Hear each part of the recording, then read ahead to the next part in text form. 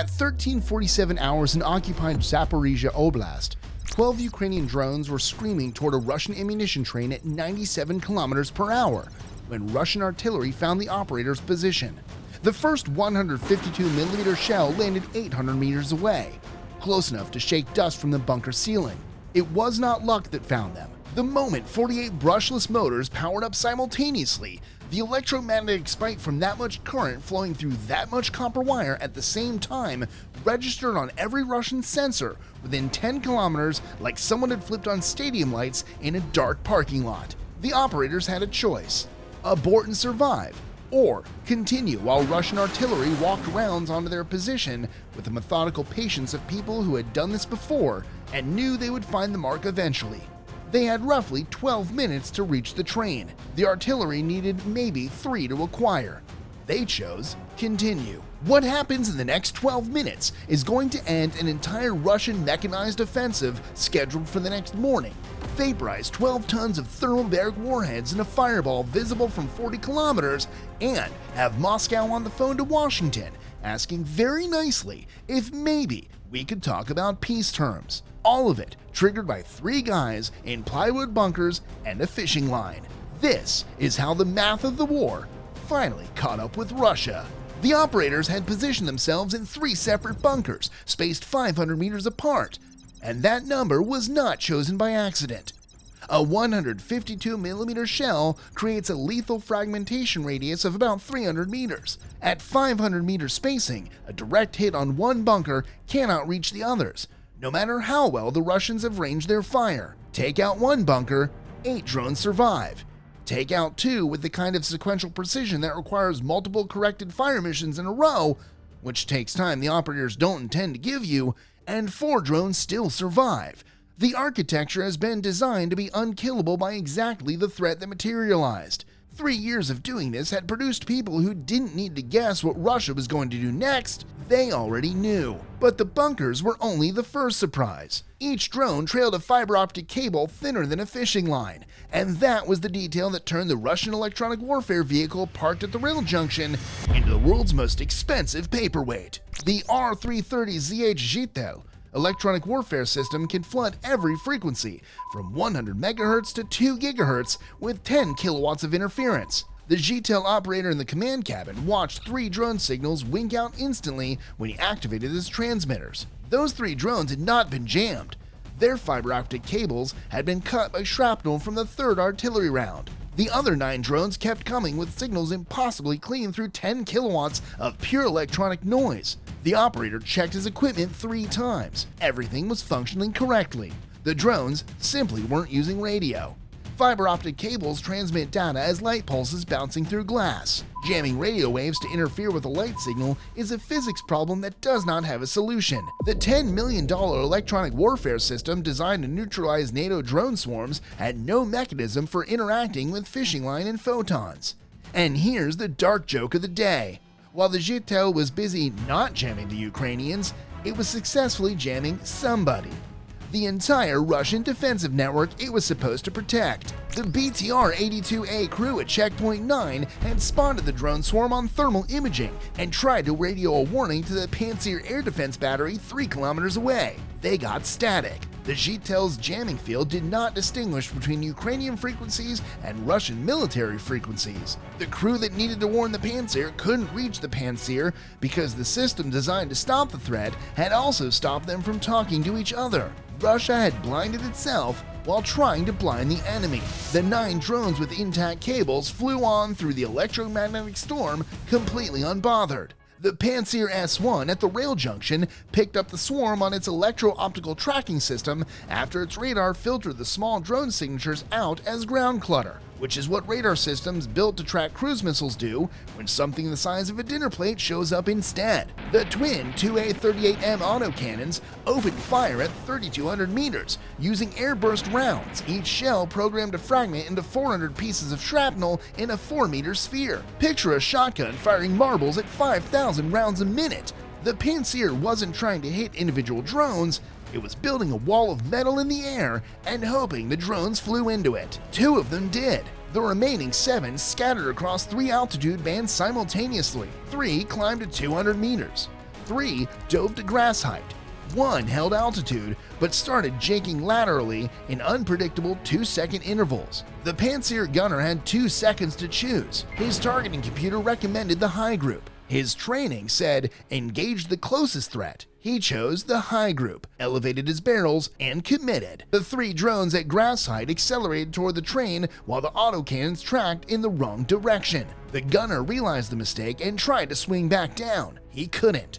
The Pantsir's cannons physically cannot depress below -5 degrees, a constraint built into the system designed for threats coming from above, not threats skimming the dirt at knee height. $20 million of air defense technology defeated by basic trigonometry. The same gunner would not make that error twice, though in this war, inside the train, the engineer had received a warning of possible drone activity and accelerated from 42 kilometers per hour to 56, the absolute maximum for 4,000 tons of cargo on aging track. The acceleration was the correct instinct and simultaneously the wrong one. Every kilometer per hour faster shifted the intercept point 17 meters further down the track, forcing the operators to recalculate approach vectors and burn battery power they hadn't budgeted for.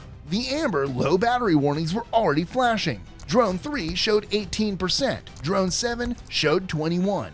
They needed 30 more seconds of powered flight. They had maybe 20. The operator had done this math before the mission launched. A drone at 97 kilometers per hour with minimal drag would coast on momentum after battery depletion. It would glide the rest of the way on physics alone if it had to. As it turned out, it did. 800 meters behind the train, 4 other drones had already dropped thermite charges onto the rails. Thermite is not an explosive.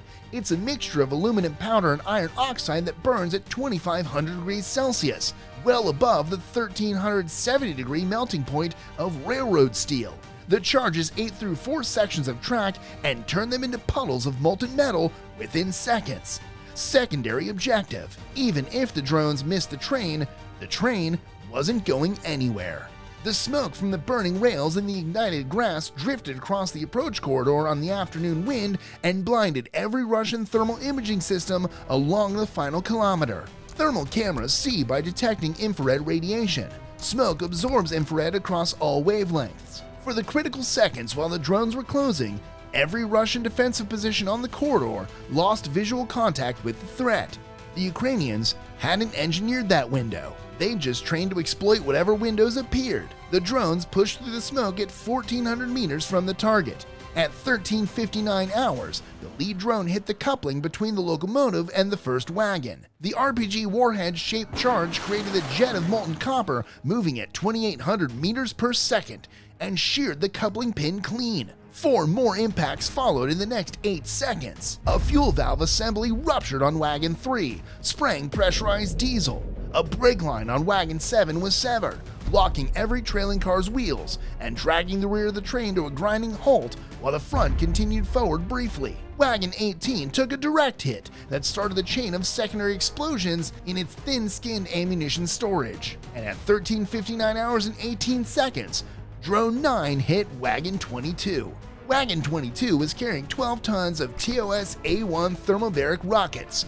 Thermobaric warheads, sometimes called vacuum bombs, don't work like regular explosives. The warhead impact pushed the internal temperature past 447 degrees Celsius, the auto-ignition point of the thermobaric fuel mixture. At the exact moment vibration damaged seals had already started leaking the mixture inside the wagon. 12 tons of premixed vacuum bomb went off at once. Wagons 20 through 24 ceased to exist, not destroyed, not burned, vaporized into plasma in a pressure wave propagating at 3,000 meters per second.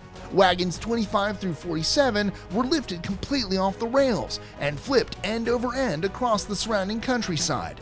The mushroom cloud climbed to 1,400 meters and was visible from 40 kilometers in every direction. The ammunition train that Russian forces had been routing along this line to support 3 mechanized divisions preparing for an offensive scheduled for the next morning was gone. The rail line that fed those divisions was severed at 4 points. The offensive scheduled for sunrise was not launched. It could not be launched because the ammunition that was supposed to supply it was now distributed across 3 kilometers of countryside in a condition that made recovery academic. Russian engineering crews working on rail lines in contested territory had to assume the act of repair was being watched, and that watching it would be used to plan the next strike. Some repair operations were abandoned. Some tracks just stayed broken.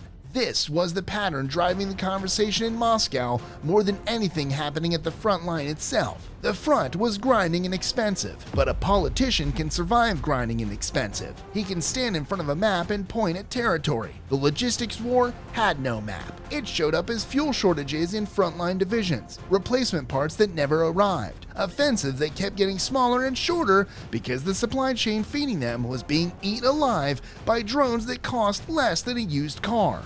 And that, finally, is the arithmetic of the war. $48,000 against $127 million. A 950 fiber optic FPV drone bringing down a $16 million Ka-52 helicopter. Lüneburg lens decoys worth $55,000, burning $8 million in book interceptors in a single swarm. A Ukrainian operator in a drainage culvert who had spent 6 weeks mapping a helicopter corridor and needed one $950 drone and 90 seconds of survival to make that investment pay off. The exchange rate ran in one direction, consistently. The Russian military budget was on the wrong side of it. If you enjoyed this video, watch our other one, where a Ukraine operator brought down an entire helicopter corridor with a $950 drone and a culvert. Bye for now.